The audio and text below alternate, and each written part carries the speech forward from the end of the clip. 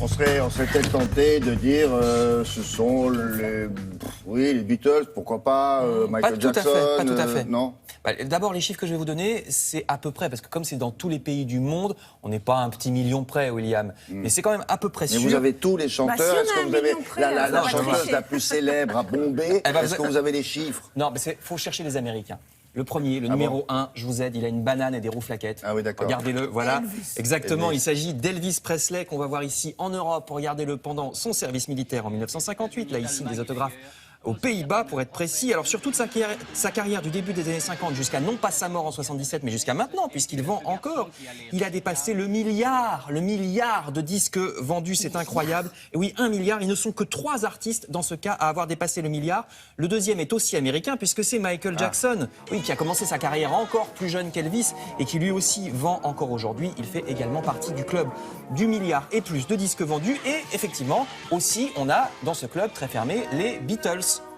Vous remarquerez que... quoi, en 3 on ne sait pas trop entre ces trois-là. Ces trois-là ont vendu plus d'1 milliard en tout cas. Ah oui, après, ça se tire un peu la bourre. Vous remarquez que les trois parlent anglais, enfin chantent en anglais, ce qui est la condition sine qua non pour avoir des ventes aussi énormes. Évidemment, ça marche mieux que si vous chantez en luxembourgeois. Je descends maintenant sous le milliard. On n'est pas le français. Non, je veux dire, c'est un petit pays, c'est un petit pays, c'est ça que je veux dire. C'est un bon exemple. Le slovène, mais j'en viens en plus, vous savez. Je descends maintenant sous le milliard. Il n'y a que 2 chanteurs qui ont vendu entre 500 millions et 1 milliard de disques. Homme ou femme? C'est deux messieurs, un Américain et un Français, monsieur. Eh oui, un Français, que l'on va entendre plutôt dans son méga tube. Regardez, qui est-ce? Eh oui, forcément. Parce que Tino Rossi, chantant Petit Papa Noël depuis sa création en 48, cette chanson est un succès année après année. Elle se vend encore avec des chiffres absolument énormes chaque mois de décembre. Donc ça, ajouté au reste de sa carrière, Katarinetta Chichi, etc., eh ben, ça fait de Tino Rossi le numéro 1 de très très loin, devant Aznavour, de plusieurs centaines de milliers. Non, il ne faut pas forcément être mort, tu vas voir. Alors ça c'est Bing Crosby, parce que Bing Crosby, le jazzman, lui aussi, il est dans les plus de 500 millions d'exemplaires vendus. Ensuite, on passe au plus de 300 millions. Le groupe de disco ABBA, qui a vendu surtout dans les années 70, mais encore maintenant. Dans les plus de 300, on a aussi, à peu près à la même époque...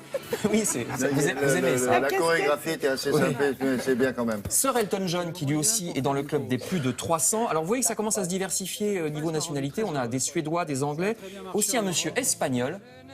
Eh ben oui, forcément, Julio Iglesias. On le met en tête très largement. Alors, lui, il a une particularité, c'est qu'il chante dans la langue du pays. Il est espagnol, il chante en français, en anglais, en tout ce que vous voulez. Comme cette dame, qui elle aussi est dans les plus de 300 millions. Elle chante en français, en grec. Et elle vient de recommencer là, une tournée. En anglais, en espagnol, tout ce que vous voulez, Nana Mouskouri. Plus de 300 millions. Et il y a aussi dans les plus de 300 millions d'exemplaires vendus, Queen et Freddie Mercury. Vous savez qu'on a, les Rolling Stones. On a des liens particulier avec Nana Mouskouri, nous ici. Oui, on l'aime et elle nous aime. Oui, bien sûr, mais pas seulement. C'est que elle nous a inspiré les lunettes de Sylvia Diga. En effet. Donc avec Queen, vous avez aussi Madonna, Led Zeppelin et le Rolling Stone qui sont dans les plus de 300 millions.